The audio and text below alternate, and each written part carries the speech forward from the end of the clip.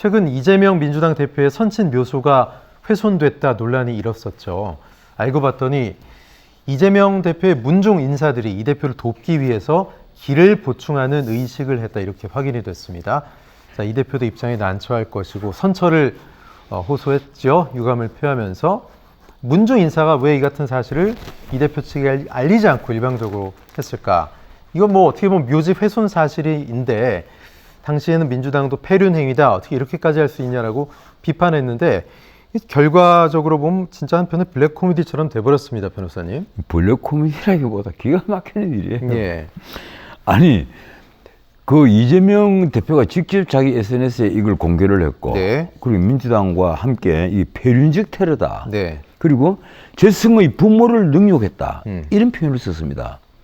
근데 국어 공부를 좀 하셨으면 좋겠어요. 능욕했다. 이것이 어떤 의미를 갖고 있는지, 물론 뭐 여러 가지 의미가 있습니다만 그 능욕했다도 어떻게 재승의 부모를 능욕했다 하는 표현을 쓴다면 그 표현 자체로서 자신이 스스로 돌아가신 부모에게 불효하는 네. 겁니다.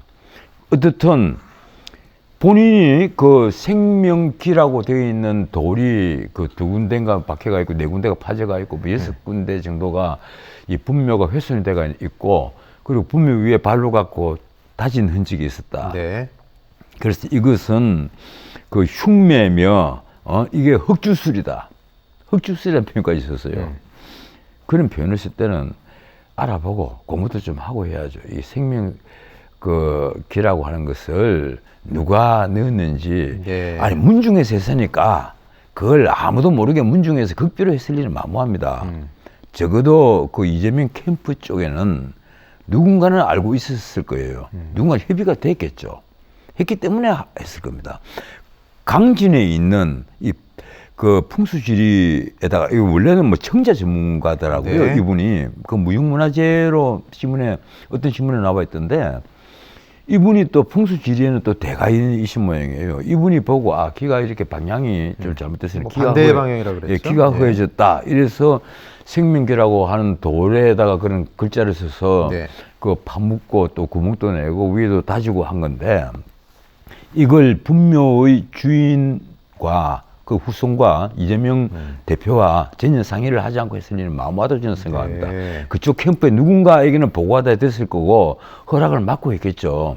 그런데 어떻든 이렇게 해서 수사까지 의뢰했단 말이에요. 그래서 이 아까운 국가 수사력이 낭비가 됐습니다. 그 사진을 보면 뭐 하얀 옷 입은 수사관들이 6, 7분들이 그 일대를 다 뒤지고 네. 조사하고 있는 그 모습이 보이는데, 이렇게 해서 수사를 하니까 덜크덩 문중에서 그게 아니고 이거 우리가 한 겁니다 하고 얘기를 한 거예요. 근데 왜 이렇게 한참 있다 고백을 했을까요? 글쎄요.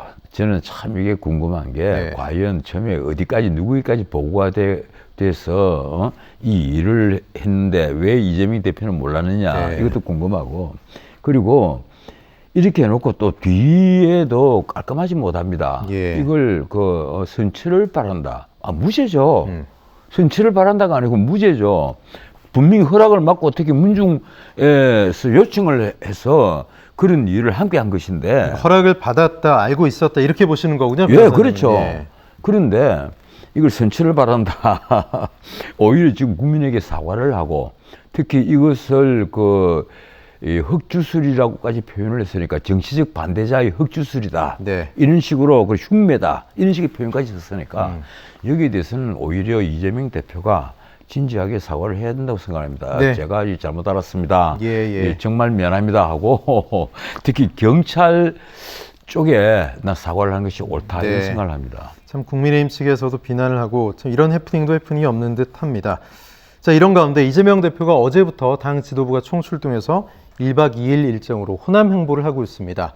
윤석열 대통령도 순천 정원 박람회 다녀오면서 호남을 이제 처음으로 방문을 했는데, 자, 석 달 만에 지금 이 대표 측 호남 행위거든요. 어떤 의미라고 봐야 될까요? 그런데요. 지금 거꾸로 이재명 대표가 됐다고 생각해 보십시오. 네. 정말 답답할 겁니다. 그 사법 리스크는 줄지 않고 계속 늘어나잖아요. 대시요 지금 대장동 그 사건 이제 기소가 딱 되고 나니까 백현동이 본격적으로 지금 수사가 되고 있단 말이에요. 멀지 않아 백현동 수사가 어느 정도 진척이 되고 나면 100% 구속영장 또 청구됩니다. 네. 그렇게 되면 또 체포동의안 문제가 또 국회에서 논란이 될 거란 말이에요. 그런데 이재명 대표가 피부로 느끼는 게 하나 있어요. 자신을 따르고 믿고 자신에게 정말 입속에 혀처럼 굴던 그러한 가까운 의원들이 계속 줄어들고 있다. 네. 이건 아마 이재명 대표가 가장 크게 느낄 겁니다. 그런데 그거는 어떻게 뭐 그걸 변호사님이 확인하신 겁니까? 아니 그걸 나무랄 수도 없는 게요. 아니 네네. 언론에 다 나오잖아요. 나무랄 수도 없는 게 특히 수도권의 민주당 의원들 네. 뭐 압도적 다수잖아요. 이분들은 하루하루가 표가 떨어져 나가는 게 눈에 보이거든요. 이재명의 사법 리스크가 계속 나올 때마다 그 옆에 서 있던 자신에 대한 표가 막 떨어진단 말이에요. 총선 때 위태롭다 예. 이런 위기감을 느낀다. 그래서 지금 예. 로드맵을 제시해라. 당신이 언제 물러날지 네. 로드맵을 제시해달라. 이 얘기가 계속 나오는 거예요. 지금 당장 비명계에서는 지금 당장 물러나는 소리도 아니다. 언제 물러날지 로드맵을 네. 제시해달라. 가을이냐 연말이냐 제시해달라.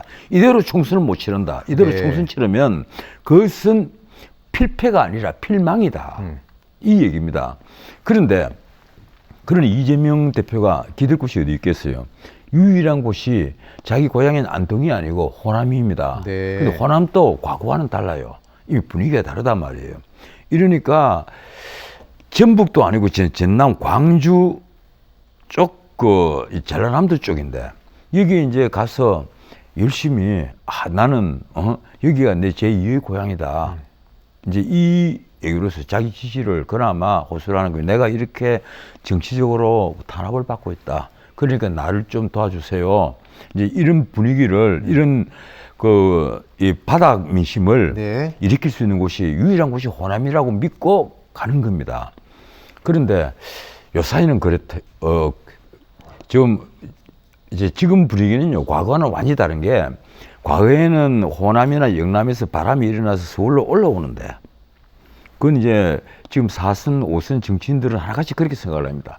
영남, 호남에서 바람이 일어나서 서울로 올라오는데 지금 수도권의 의원들 얘기를 한번 들어보십시오. 전혀 정반대입니다. 수도권에서 바람이 일어나서 거꾸로 호남으로, 영남으로 내려가는 거예요.